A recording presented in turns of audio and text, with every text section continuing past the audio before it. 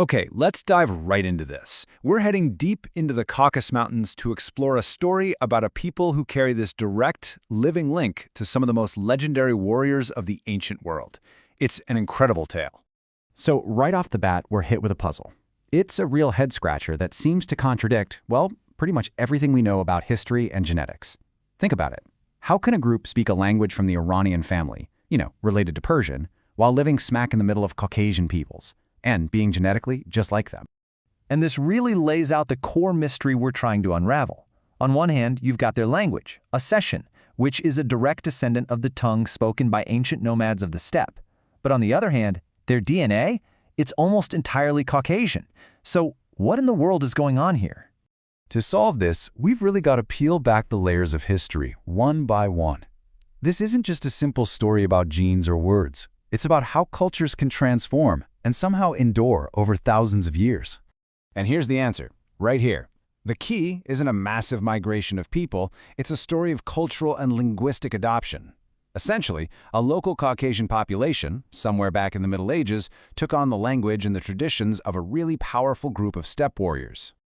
So, who were these people, these warriors who left such a massive linguistic footprint?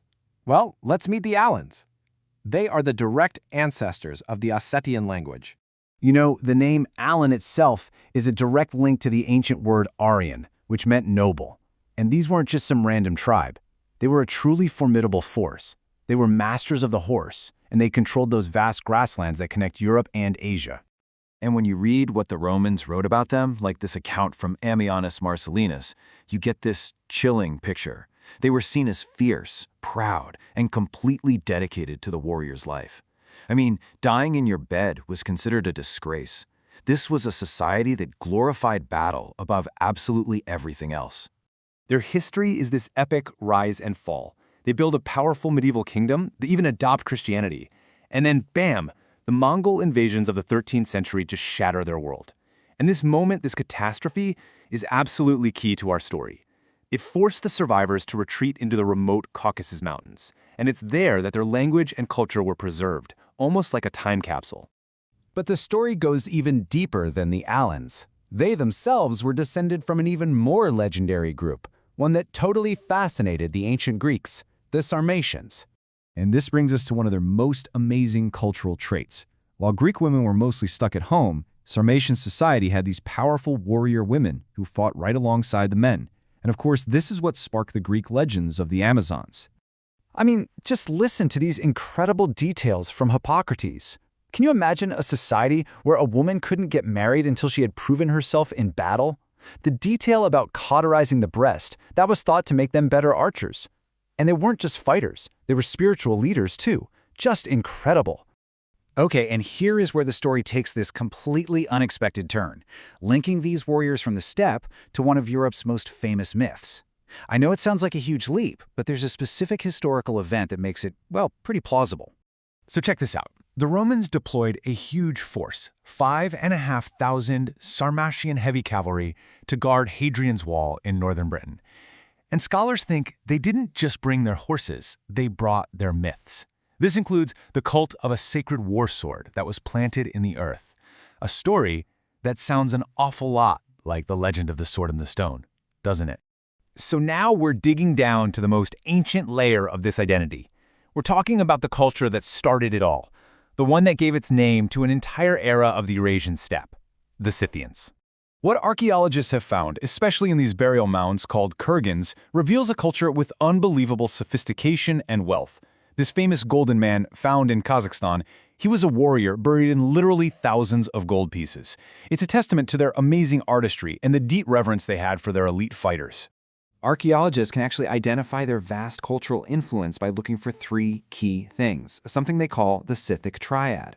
You've got this unique animal-style art, a specific set of advanced weapons, and superior horse gear. And whenever you find that combination, whether it's in Mongolia or the Balkans, you know you're in the Scythian world. But alongside all that artistry was this brutal warrior code that just shocked outsiders like the Greeks. The historian Herodotus tells us their battlefield rituals were visceral, deeply symbolic, really a rite of passage for every young fighter. And this wasn't just about being scary. Taking an enemy's skull and turning it into a drinking cup, that was the ultimate trophy. It was a way of absorbing their power and served as this constant, gruesome reminder of your own skill in battle. And yeah, the gruesome trophies didn't stop there. Herodotus also writes about them using enemy scalps as napkins or even sewing them together to make cloaks. These brutal customs were just central to who they were, the unconquerable horsemen of the steppe. So, let's bring this absolutely incredible story full circle. We've traced this cultural DNA back thousands of years. Now let's see how these ancient traditions have miraculously managed to survive among the Ossets today. You can see these direct echoes of the past in the present. On the left, that's Eurasian, the Ossetian patron saint of warriors, a figure that's deeply rooted in their pre-Christian past. And on the right, you have an ancient Scythian burial mound. The reverence for heroes, the importance of funeral rites. It creates this clear, unbroken line of cultural descent. And this slide just lays out the evidence so clearly. Specific ancient rituals have direct parallels in modern Ossetian life. The Scythian sword cult, it echoes in the worship of Westergi. Their ritual feasts mirrored in the modern Ossetian kuivad.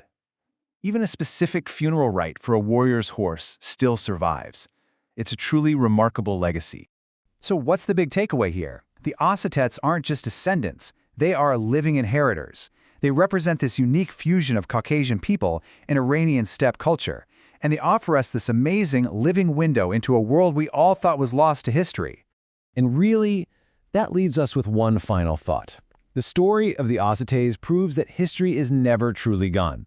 It just makes you wonder, doesn't it? What other ancient worlds are still living and breathing right alongside us, just hidden in plain sight, waiting to be understood.